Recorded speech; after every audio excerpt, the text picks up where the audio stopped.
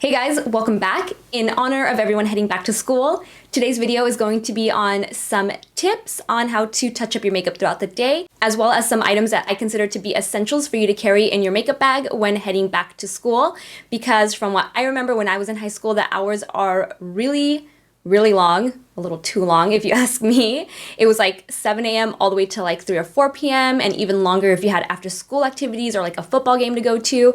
So it's a really long time to be away from home and to be wearing makeup. So I'm hoping that these tips will help you guys to look fresh and beautiful all day long. And also, before I jump into this video, I want to let you guys know that this look that I'm currently wearing is a tutorial I'm working on for you guys that is meant to be an easy and quick back to school makeup look, but it's also appropriate for everyday wear or work, and it is going to be all drugstore and affordable products. I got you guys' back. With that said, if you guys are interested and want to hear what my tips are, as well as my essentials, keep on watching. All right, so I want to start this video off by talking about this amazing makeup bag by NYX, and I'm going to be showing it throughout the video, so I wanted to get this out of the way first, in case I forget. And the reason I love this bag so much is because it has a bunch of different compartments in it and one specifically designed for your brushes, which is absolutely amazing because a lot of makeup bags that are just one big giant pouch tend to destroy your brushes because you throw everything in at once and then your brushes and the bristles tend to get all jumbled up in there and they get crushed. And it's also not very sanitary because a lot of gunk builds up at the bottom of those bags and then it transfers onto your brushes and so on. So I really love that this bag has sort of separated everything, and it also has little mesh pockets in it. So if you want to bring a beauty blender with you, you can also put it in there without having to worry about it getting moldy or smelly and crusty, because that will happen if you put your beauty blender or makeup sponge in a closed compartment with nowhere to breathe. And I did receive this bag at a NYX event, so I'm not sure the style or the name of it. So I'll do a little research and include it in the description box below so you guys can check it out. So now I'm going to show you guys what essential items I currently have in this bag. And as I share my essentials, I'm also going to be going over some tips. Okay, so the first thing I have in here are some brushes. And as I go over these, don't get so focused on the brand, really focus on the style, even though I am going to be giving off the brand of each one of these brushes. So the first one I have here is a Kabuki brush, and I really love this one from IT Cosmetics. It's the number 7 brush because it is double-ended, so you get basically 2 brushes in one small Kabuki brush and one larger Kabuki brush. And I love packing Kabuki brushes in my touch-up bag because they're great for buffing and blending any areas that tend to get jacked up during the day. So a lot of the times for me, it's underneath my eyes. Either something will crease or my mascara will transfer underneath my eyes. So I tend to use the Kabuki brush to buff that area out. And then the smaller Kabuki is great for the eye area. So if you have really oily eyelids that crease no matter what, you can easily blend this out. Again, you can blend underneath the eyes, around the nose if you get creasing or product buildup around the nose. And also you can use it to clean up around the lips when you touch up your lips after they have bled out or anything like that. Which leads me to my next brush, which is brush number 212 from Smith Cosmetics.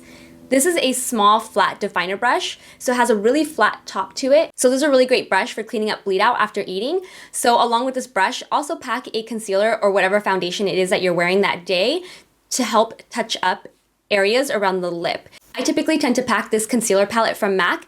I love that it has an assortment of concealers in here. So depending on what it is that you need to touch up, you'll have the right color. And if I don't pack that concealer palette, I will pack my Makeup Forever Ultra HD foundation stick.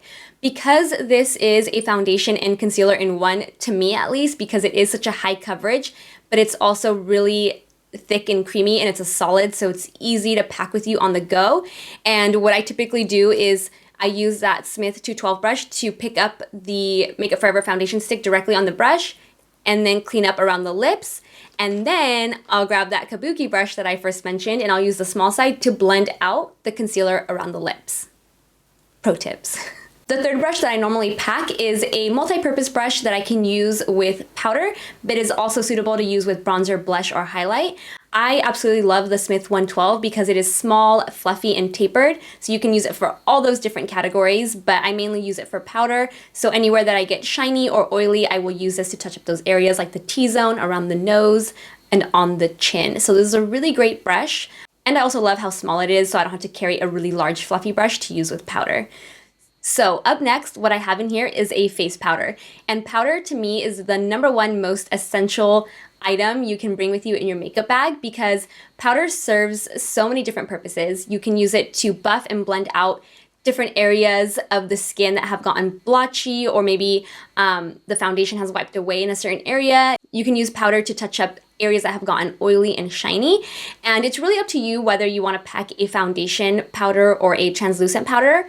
Foundation powders are great if you have areas of your skin where the makeup tends to wipe away. For a lot of people, it tends to happen on the nose. So a foundation powder is great because it's going to add more coverage and color, whereas a translucent powder is great for just touching up shine and oil. And again, buffing and blending. Foundation powders are great for buffing and blending as well. Next up, I have some blotting papers. These are really fancy. They're from Tatcha. They're the Japanese beauty papers. I have used some from NYX, and little tip, if you're in dire need and don't have blotting papers, toilet seat covers, obviously unused ones and clean ones from the container, work as blotting papers. You know, it sounds kind of gross, but as long as they're clean and sanitary, they work just as well as a blotting paper does. But I normally buy the ones from NYX. Those are great and they're really affordable.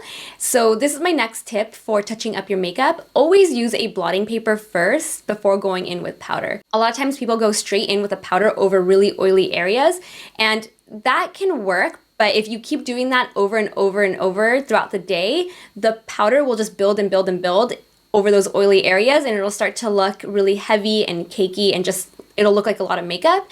So make sure you always use a blotting paper to blot away the oily areas before going in with a powder to control the shine and the oil.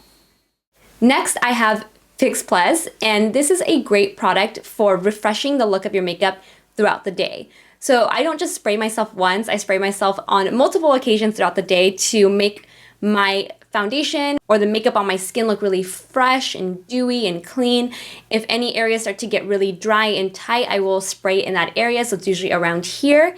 And after touching up with powder, if I tend to look really powdery, cakey, or chalky, I'll give myself a spritz to tone down the look of powder. So I absolutely love Fix Plus for those reasons. And this is the travel size. You can get these at the MAC stores or the counters inside Nordstrom. And instead of having to buy this bottle multiple times, because it is $10 for one of these little bottles, I just refill it with the giant Fix Plus that I have at home whenever this one's running low. So I've had this one tiny bottle for like years. I just keep refilling it.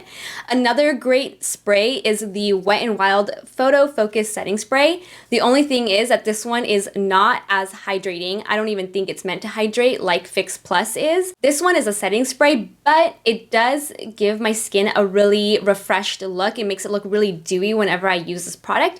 So I really love this if you're looking for more of an affordable option, because I think this is only about $5 and you can pick it up at Target or any of your local drugstores. The last two items that I pack with me are makeup remover wipes and the lipstick that I'm wearing for the day. And the reason I pack makeup remover wipes is because A, I like to wipe off my lipstick before eating, because I do not like eating food with lipstick on. I feel like I'm eating the lipstick, even with a liquid lipstick, because if you're eating something that has a lot of oil in it, it will start to remove the liquid lipstick. And B, I pack wipes because liquid lipsticks are pretty much impossible to touch up. If you just keep layering the product over and over and over again, it'll just build and get really patchy, cakey, and flaky if you do that. I haven't found a liquid lipstick that doesn't do that. Let me know if you guys have. My experience with liquid lipsticks is that you pretty much just have to remove the center and then reapply it. I don't tend to take them all off, so I don't take out the outline because I'm too lazy for that. I'm not going to re-outline my lips. So I just remove the center with a wipe before reapplying a liquid lipstick. So wipes are definitely an essential for me for those two reasons. And then of course, you always want to bring your lipstick for the day, because no matter how long of a wear a lipstick is, I find that there's always a need to touch it up throughout the day.